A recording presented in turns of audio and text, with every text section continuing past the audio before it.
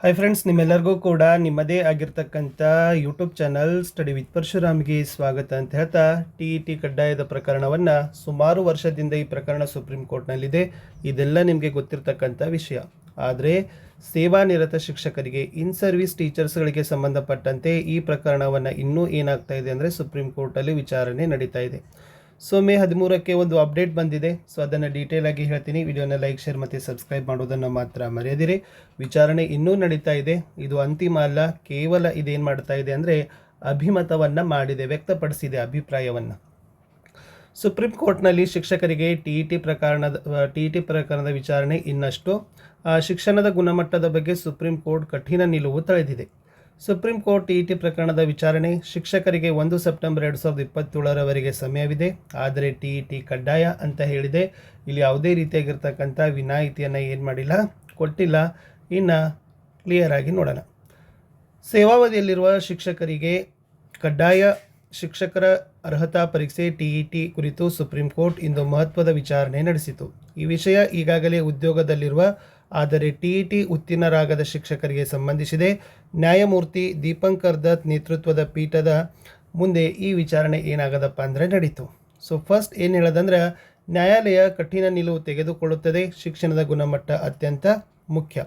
ಈ ನ್ಯಾಯಾಲಯದ ಪ್ರಕಾರ ಶಿಕ್ಷಕರು BEd ಅಥವಾ BTC ಯಂಥ ಅರ್ಹತೆಗಳನ್ನು ಹೊಂದಿದ್ದರೂ ಸಹ ಬೋಧನಾ ಹುದ್ದೆಯನ್ನು ಉಳಿಸಿಕೊಳ್ಳಲು ಟಿಯಲ್ಲಿ ಉತ್ತೀರ್ಣರಾಗುವುದು ಕಡ್ಡಾಯವಾಗಿದೆ. ಹಳೆಯ ಶಿಕ್ಷಕರ ಸ್ಥಿತಿ, ಇಟ್ ಮೀನ್ಸ್ 2010ಕ್ಕಿಂತ ಮೊದಲು ಯಾರು ಟಿ ಉತ್ತೀರ್ಣರಾಗಿಲ್ಲ ಅವರು. ಇಲ್ಲಿ ವಕೀಲರ ವಾದ ಏನು ಹೇಳಿದ್ದಾರೆ ಅಂದರೆ, ಹಿರಿಯ ವಕೀಲರಾದ ಅಭಿಷೇಕ್ ಮನು ಸಿಂಘ್ವಿ, ಮುಕುಲ್ ರೋಹಟಗಿ, ಸಲ್ಮಾನ್ ಖುರ್ಷಿದ್ ಅವರು ಹಳೆಯ ಶಿಕ್ಷಕರನ್ನ ಈ ವ್ಯಾಪ್ತಿಯಿಂದ ಹೊರಬಿಡಬೇಕು ಅಂತ ವಾದಿಸಿದರು. ನ್ಯಾಯಾಲಯದ ಪ್ರತಿಕ್ರಿಯೆ: ನ್ಯಾಯಾಲಯ 2017ರ RT ಕಾಯ್ದೆ ತಿದ್ದುಪಡಿಯನ್ನು ಉಲ್ಲೇಖಿಸಿ ಕಾನೂನು ಮಾಜಿ ಶಿಕ್ಷಕರಿಗೆ ವಿನಾಯಿತಿ ನೀಡುತ್ತದೆ ಎಂದು ಸ್ಪಷ್ಟವಾಗಿ ಹೇಳುತ್ತದೆಯೇ ಎಂದು ಕೇಳಿತು. ನ್ಯಾಯಾಲಯ ಕಾನೂನಿಗೆ ಬದ್ಧವಾಗಿದೆ ಮತ್ತು ಅದರಲ್ಲಿರುವ ಯಾವುದೇ ಬದಲಾವಣೆಗಳು ಸಂಸತ್ತಿನ ಮೂಲಕ ಮಾತ್ರ ಸಾಧ್ಯ ಎಂದು ಹೇಳಿದೆ. ಇನ್ನು ಇಲ್ಲಿ ಕ್ಲಿಯರ್ ಆಗಿ ಏನು ಮಾಡಿದ್ದಾರೆ ಅಂತಂದರೆ, ಹೇಳಿರ್ತಕ್ಕಂಥದ್ದು ಶಿಕ್ಷಣದ ಗುಣಮಟ್ಟದ ಬಗ್ಗೆ ರಾಜಿ ಮಾಡಿಕೊಳ್ಳಲು ಸಾಧ್ಯವೇ ಇಲ್ಲ. ಬೋಧನಾ ಹುದ್ದೆ ಅಲಂಕರಿಸಲು ಟಿಯಲ್ಲಿ ಉತ್ತೀರ್ಣರಾಗೋದು ಕಡ್ಡಾಯವಾಗಿದೆ. ನ್ಯಾಯಮೂರ್ತಿ ದೀಪಂಕರ್ ದತ್ ಅವರು ಸುಪ್ರೀಂ ಕೋರ್ಟ್ನಲ್ಲಿ.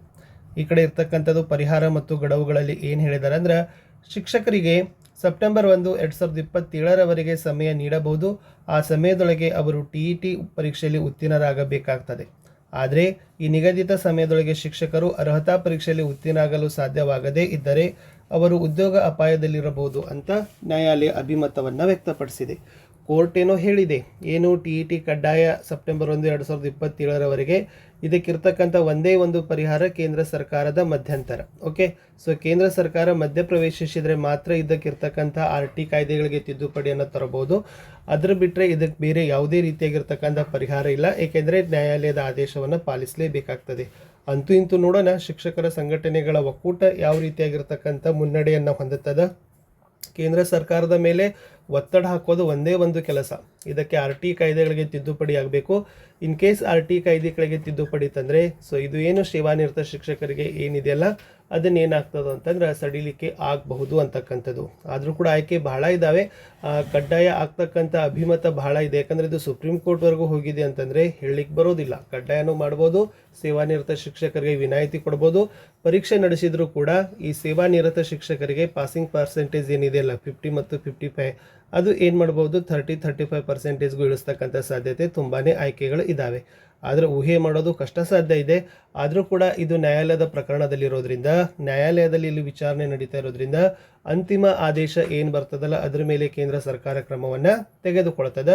ಇದು ಶಿಕ್ಷಣ ಸಮವರ್ತಿ ಪಟ್ಟಿಯಲ್ಲಿರೋದ್ರಿಂದ ಸೊ ಕೇಂದ್ರ ಸರ್ಕಾರದ ಆದೇಶಗಳನ್ನು, ನಿರ್ದೇಶನಗಳನ್ನು ರಾಜ್ಯ ಸರ್ಕಾರಗಳು ಪಾಲಿಸ್ತಕ್ಕಂಥದ್ದು ವಾಡಿಕೆ ಮತ್ತು ಪಾಲಿಸಲೇಬೇಕಾಗಿರ್ತಕ್ಕಂಥದ್ದು. ಒಟ್ಟಾರೆ ಸೆಪ್ಟೆಂಬರ್ 1, 2027ರವರೆಗೆ ಯಾರೆಲ್ಲ ಸೇವಾನಿರತ ಶಿಕ್ಷಕರು ಟಿಯನ್ನು ಪಾಸ್ ಆಗಿಲ್ಲ, ಸೊ ದಯಮಾಡಿ ಟಿ ಪಾಸ್ ಆಗಲಿಕ್ಕೆ ಪ್ರಯತ್ನವನ್ನು ಪಡಿ. ಅಷ್ಟು ಬಹಳ ಏನಿಲ್ಲ. ಕಡಿಮೆ ಸಮಯದಲ್ಲಿ ನೀವು ಕನಿಷ್ಠ ಉತ್ತೀರ್ಣರಾಗಲಿಕ್ಕೆ ಇರ್ತಕ್ಕಂಥ ಪ್ರಶ್ನೆ ಉತ್ತರಗಳನ್ನು, ಒಂದು 5-6 ವರ್ಷದ PYQಗಳನ್ನು ಮತ್ತು 6ರಿಂದ 10ನೇ ತರಗತಿ ಪಠ್ಯಪುಸ್ತಕಗಳನ್ನು ಓದಿದರೆ ಸೊ ಬೇಸಿಕ್ ಆಗಿರ್ತಕ್ಕಂಥ ಟಿಯಲ್ಲಿ ಪಾಸ್ ಆಗ್ತಕ್ಕಂಥ ಪ್ರಶ್ನೆಗಳು ನಮಗೆ ಸಿಕ್ಕೇ ಸಿಗ್ತಾವೆ. ಇಷ್ಟು ಸೇವಾನಿರತ ಶಿಕ್ಷಕರಿಗೆ ಟಿ ಕಡ್ಡಾಯದ ಬಗ್ಗೆ ಸುಪ್ರೀಂ ಕೋರ್ಟ್ ಅಭಿಮತವನ್ನು ವ್ಯಕ್ತಪಡಿಸಿದೆ. ಒಟ್ಟಾರೆ ಟಿಯಿಂದ ನುಣುಚಿಕೊಳ್ಳಲು ಸಾಧ್ಯವಿಲ್ಲ ಅನ್ನೋದು ಸುಪ್ರೀಂ ಕೋರ್ಟ್ನ ಒಂದು ವಾದ. ಸೊ ನೋಡುವ ಏನಾಗಿದೆ ಅನ್ನೋದನ್ನು ಮುಂದಿನ ಒಂದು ಅಂತಿಮ ನಿರ್ಧಾರಕ್ಕೆ ನಾವೆಲ್ಲರೂ ಕೂಡ ಬದ್ಧರಾಗೋಣ, ಕಾದು ನೋಡೋಣ ಅಂತ ಹೇಳ್ತಾ ವಿಡಿಯೋ ವಾಚ್ ಮಾಡಿದ್ದಕ್ಕೆ ಧನ್ಯವಾದಗಳು. Have a nice day. Bye.